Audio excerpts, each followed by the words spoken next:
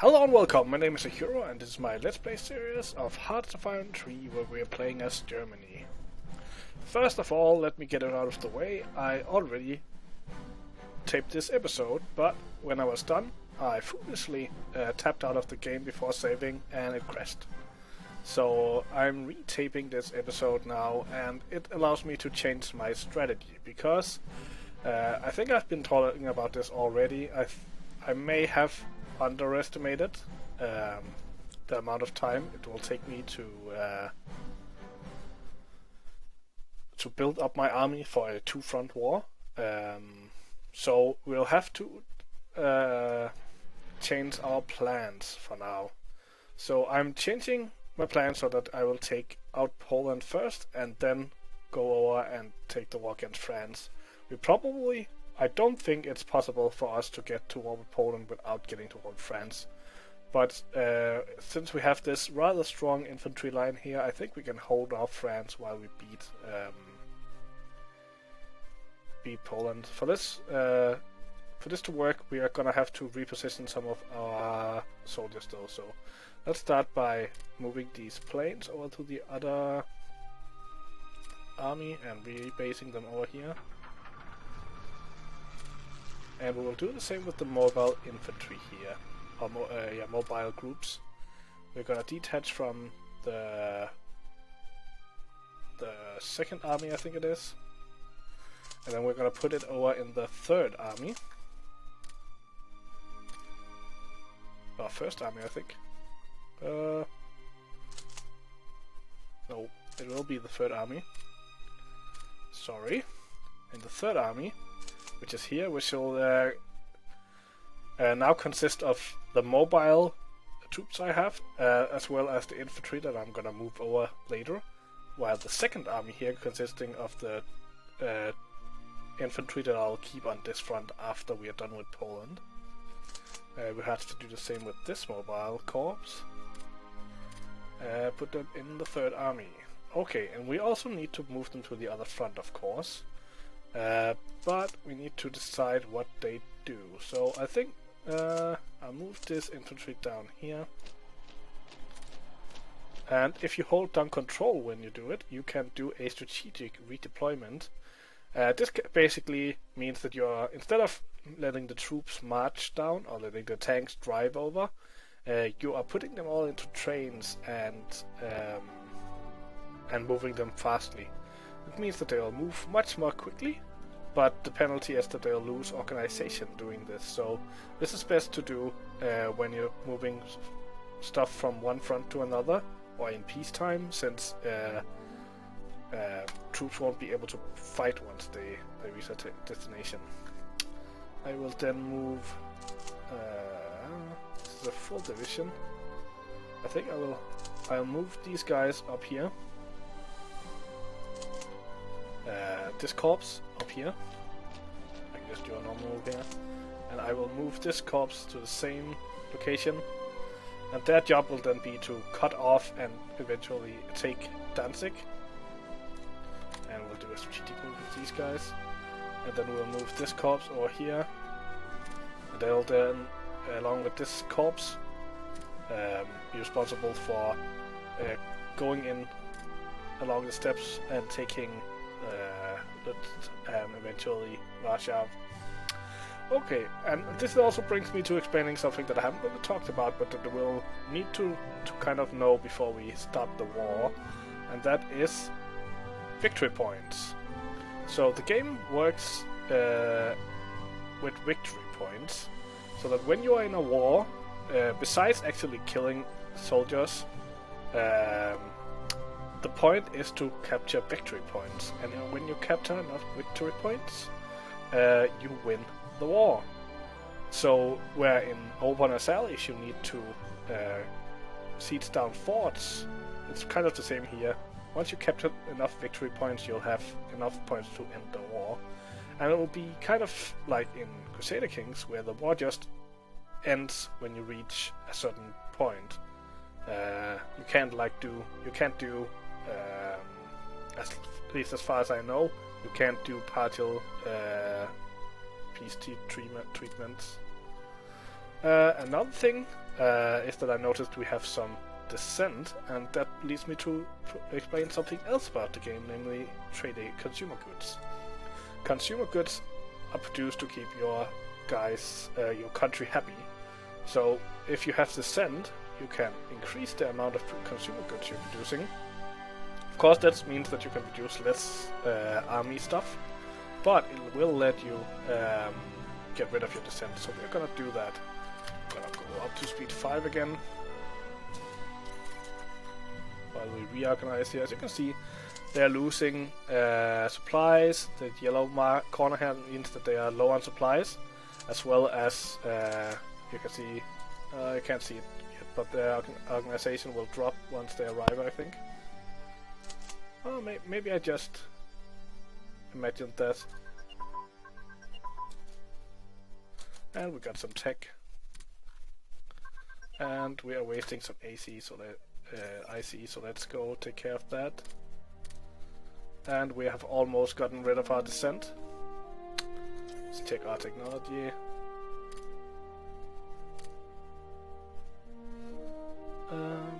Everything seems fine. Escorts.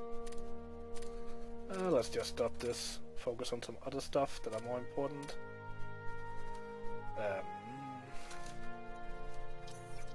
But yeah, this means that now the strategy will be to just defend here. We have some interceptors that will make sure that we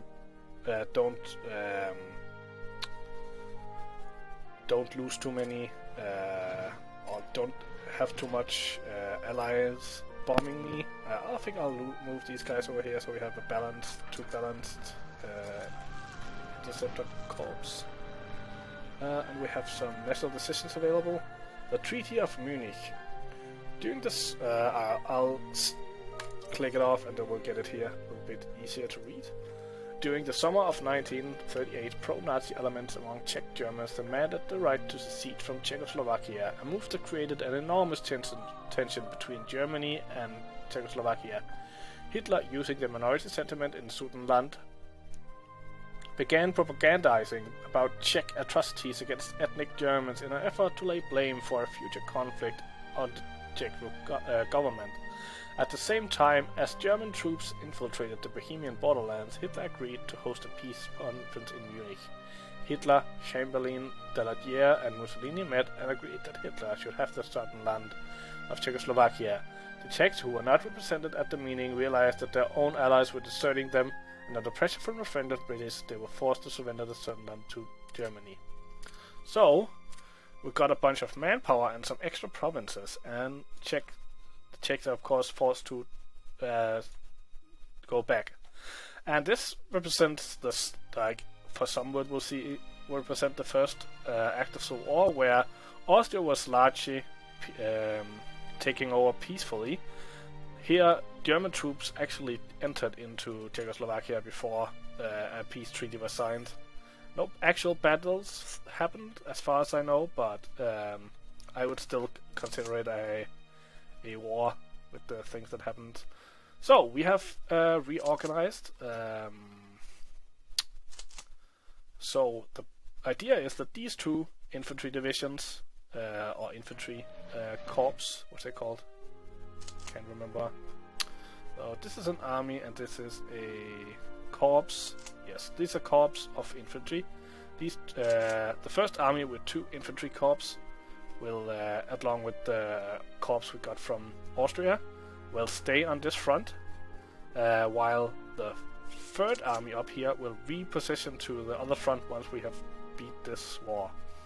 Meaning that we'll gain some extra infantry to hold the line once we advance, and we'll have all of our mobile forces together.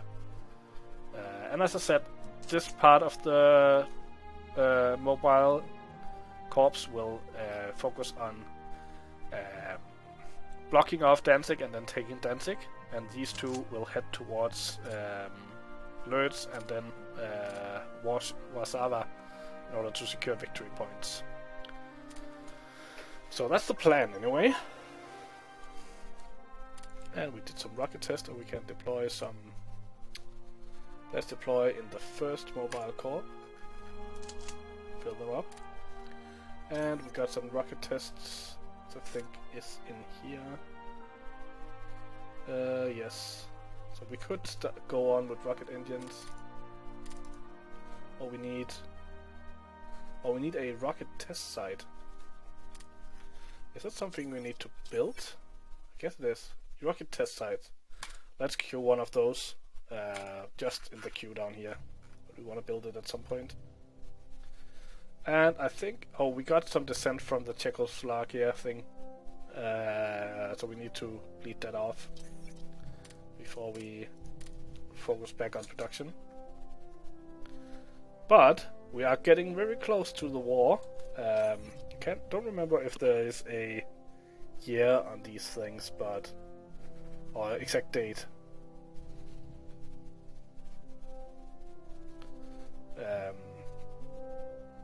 But the war is closing. How are we doing diplomatically? We have America being pulled towards Axis still, being almost halfway there, so at least I don't think we'll ever be able to pull them into the Axis, but at least we'll pull them away so that any so that America joining the war will be severely delayed, meaning that we have a much better chance to actually get through and win the war before they do that, or at least get a good head start. And we have a bunch of stuff. We have a national decision available, the first Vienna Award. Let's just do it. The end of Czechoslovakia. Czechs annexed. After the swallowing of the Sudetenland, Hitler used a small group of Slovakian patriots around Tiso, more or less forcing them to proclaim an independent Slovakia. At the same time, German troops started to move across the Czechoslovakian border on the pretext of protecting the Slovak people, swiftly demanding the Czech president come to Germany to discuss the recent Czech problems. Hitler managed to isolate and threaten the Czech leader into submission. A few days later, German army had full control of the former Czechoslovakia. So let's pause. So then, United Kingdom has decided something. They have guaranteed the independence of Poland. Ribbentrop asked the Poles for the return of Danzig and a strip of German territory across the Polish corridor on which the German-run road and rail link could be built. This time Hitler meant real resistance. On 31st of March 1939, the British and French guaranteed the borders of Poland. Encouraged by the guarantee, the Poles were not about to compromise. Then as 1339 progressed, the position of the Soviet Union became critical. If Stalin allied himself with Britain, Germany would run the risk of a two-front war if she pushed the world into conflict. British attempts at negotiation with the Soviet Union were, however, lackluster for both ideological and practical reasons. Stalin was also unwilling to be pushed into a war which offered him little in terms of his own narrow self-interest. Then the Nazis pulled what Manfred von Schroeder calls a stroke of courage and genius. They signed their own treaty with the Soviet Union, the greatest ideological enemy.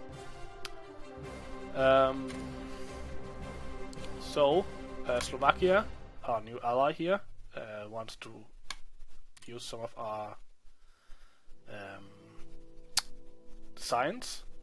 We can invite Italy to the Axis by two faction, and we can do the pact, get a non-aggression pact with Soviet Union, and do the claim on Memel, which will start the war. Oh, yeah. So this is basically what we already read about Stalin signing a non-aggression pact called the Molotov-Ribbentrop Treaty. Secret protocols on the treaty defined territorial spheres of influence Germany and Russia would have after a successful invasion of Poland. According to the agreement, Russia would have control over Latvia, Estonia and Finland, while Germany would gain control over Lithuania and Danzig. Poland would be positioned into three major areas. The Wartheland area, bordering Germany, would be annexed outright to the German Reich, and all non-German inhabitants expelled to the east. Over 77,000 square miles of eastern Polish lands with a population of over 13 million would become Russian territory. The central area would become a German protectorate named the General Government. governed by a German civil authority. We are also gonna do claims on Memo, where we'll lose. We can read it. On the 22nd March 1939, after immense pressure and with German forces ready to attack, the Lithuanian government agreed to give Memo to Germany and sign a non-aggression pact. So let's go and see what this means. This means that we have now gotten a little bit of extra land up here, and we have a non-aggression pact with the Soviet Union. We are also wasting some IC because we have caught up on our descent. We have some units that are ready to be deployed, so we have almost filled out the first mobile. Second mobile is filled up. Oh, we have something here. The 7th Corps are supposed to be the 4th Mobile Corps. So the 3rd Army consists of the 1st Corps, the 1st Mobile Corps, the 2nd Mobile Corps, the 3rd Mobile Corps, and the 4th Mobile Corps. And if we just unpause, we will have invited Italy to the Axis. And I believe we can go to... Are we already in a state of war with... I can't remember how this system works completely. But I think either we are already in a war with Poland, or we will be so soon.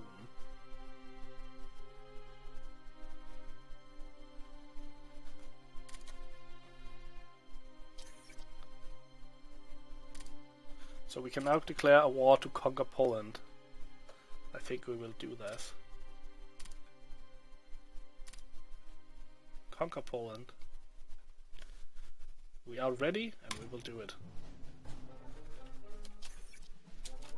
This means that we can effect some more laws. We can do service by requirement, gaining more manpower. Less reserve pairs, more officer recruitment. We can do a heavy industrial emphasis, producing more IC. But producing less... I'm not sure what this means. Consumer goods during peacetime, and it's red, and it says plus 10%.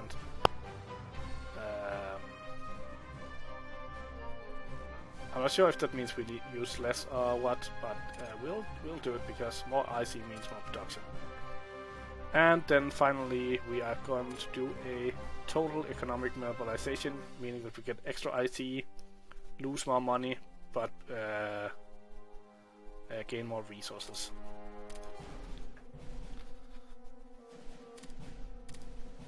I think this also means that we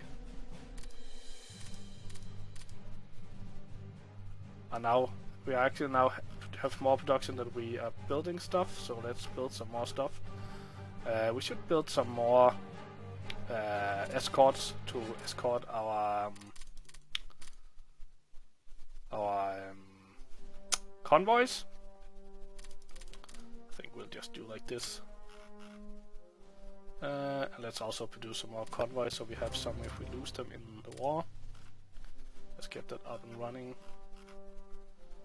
And we still have more production. Let's start building some more submarines. Let's produce 2 and then produce 5 serials. And what else do we need? Probably some destroyers. 5 of those as well. And now we are above our production limit. And we have a national decision, Blitzkrieg. And in politics, we are already mobilized. So, we are in a war. Let's go down to speed 1.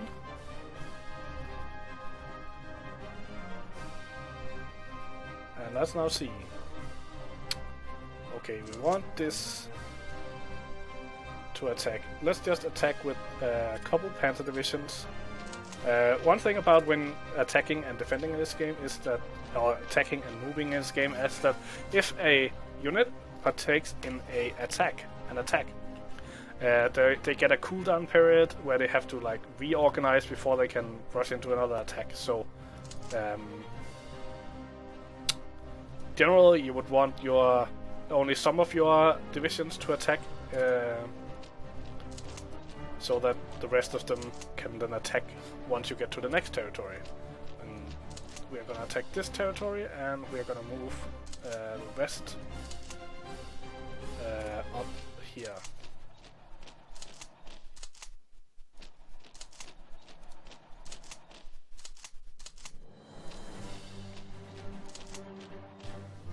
And these guys we are gonna attack with the panzers.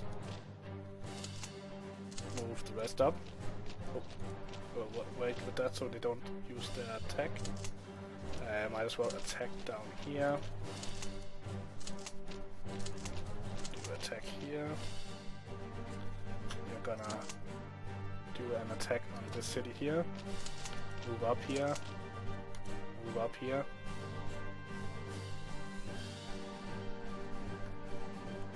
Yes, this seems like a good plan, and we'll start. I think my go-to speed 2. I think we also started because of the whole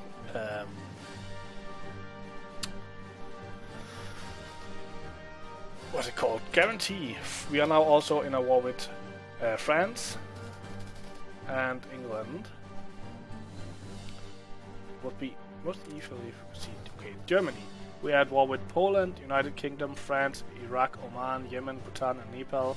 We have a truce with Slovakia and a non-aggression pact with Soviet Union. And we have Slovakia as a puppet state. So, let's continue with the war. This front, I'm just gonna keep our troops. If we do get attacked, we'll of course try to defend that. And of course, we're starting to lose transports way away. Let's get our fleets out. This fleet will just patrol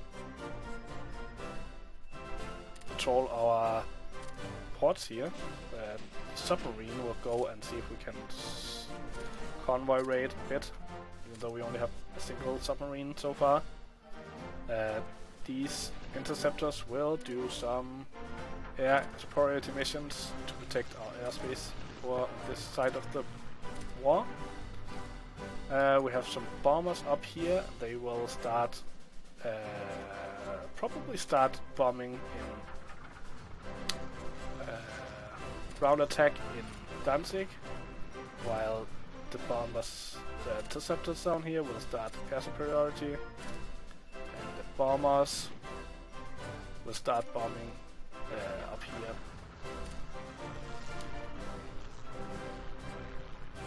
So we won our first battle already, winning a lot of battles.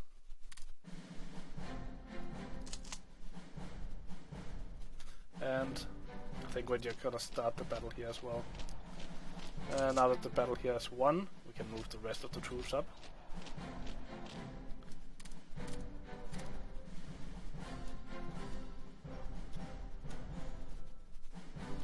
And we might as well start a battle here.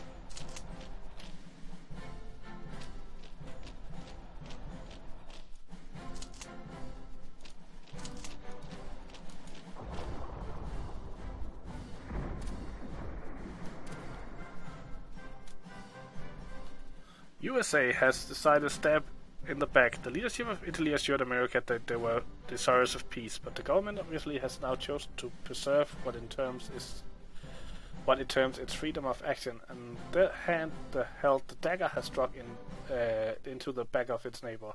Some ideals still hold to the now obvious delusion that we of the United States can safely permit the United States to remain a lone island in the world dominated by force.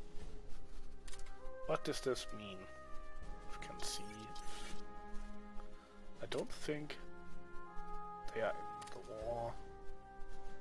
They're allied with Philippines, so they aren't in the war. So I don't really know what this means specifically. I guess we will see.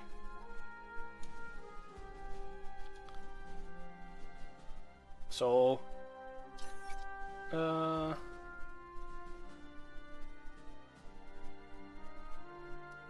apparently it's the time for the for Italy. What that means exactly, I don't know. I think we probably need to ramp up our officer production a little bit now that it's war times. We don't need this many diplomacy points. Maybe a little bit, so we have in reserves. Go up to 2.25. We will need spies still. Let's go 2.85 and see how that feels with officers. Because now, of course, officers will be dying in battles. So we need to replace them as well as have stuff in reserve for building new units. So it's more important now to train the officers.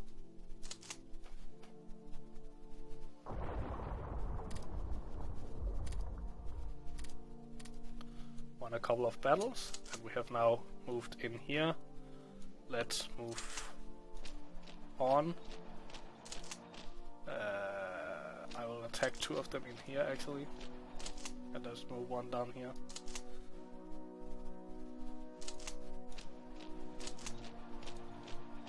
And we will go and attack here and move in to close these provinces off. These guys are already moving in here. We then move in here, we will have closed all of these off.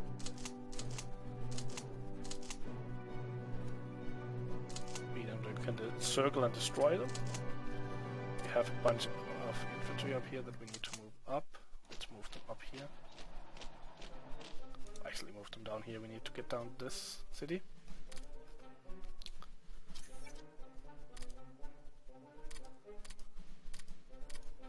I think I will end the video here though. We have gotten the war started finally, and it's now up to us to see if we can defeat Poland fast enough that we won't suffer casualties on the Western Front. I hope you will come back for the next video, and until then, have a good day.